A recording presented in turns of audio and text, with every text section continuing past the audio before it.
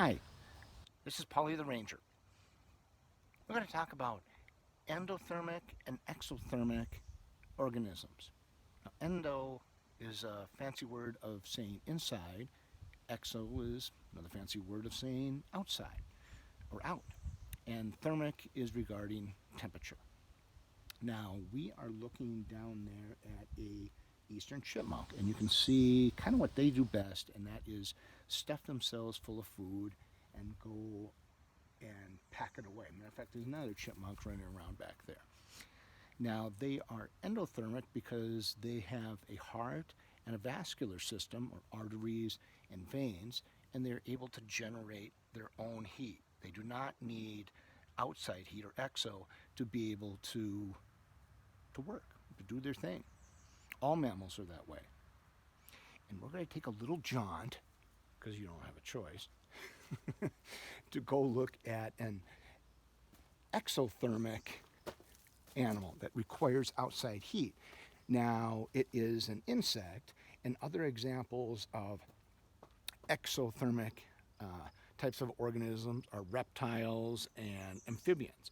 Reptiles being like turtles and snakes, and amphibians being things like salamanders, frogs, and toads.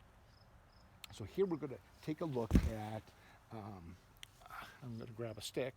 I think that's fairly self-explanatory. And we're going to look at if everybody can see this moth up here. You know, it's white and it's against the window. Now, I could be waving this all around and the moth isn't going to go anywhere. It's probably scared, but it can't really move. It needs more heat on the outside to be able to do things. So it can't fly, it can't really walk, it can't really do much of anything. So it's basking in the sunlight to be able to hopefully go do stuff. So let's take another look at that little sound was a chipmunk going down.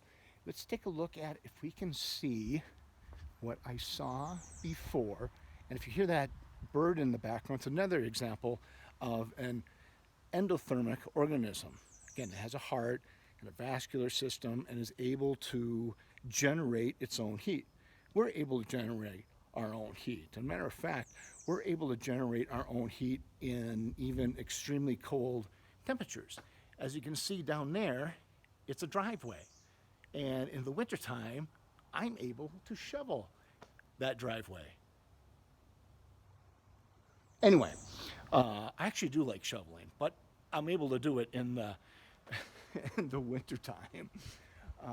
We're going to take a look out here as if they're showing themselves out at an area where hopefully we can see, and we're not able to see it right now, but it's an organism that you have seen many, many times, and that is a dragonfly.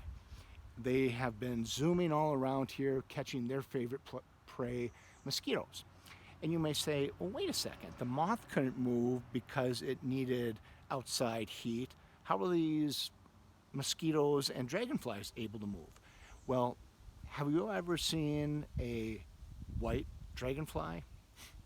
You won't, because they're dark, and dark colors absorb light and sunlight. So they're able to go out on a branch or a twig or a rock and be able to absorb that sunlight early in the morning and be able to fly around. The same thing is basically going on with mosquitoes. Now, I'm along a wood line here, and in that wood line, you see the sun generates heat to that wood line. Now, that's where the mosquitoes are at, and they're able to work as well. They're able to crawl around, fly, that type of thing. I've actually been bit a couple times already this morning. And now you may be saying, okay, now with the moth, Paul, why is it I see moths fly around lights in the summertime? That's a good question.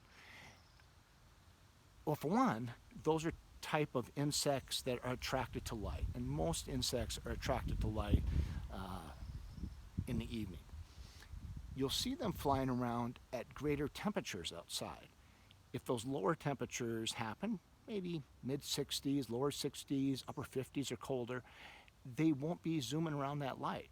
No different if you have a campfire at night, you may be being just bothered to no end by mosquitoes. But as the night progresses, it gets cooler, usually, and the mosquitoes go away.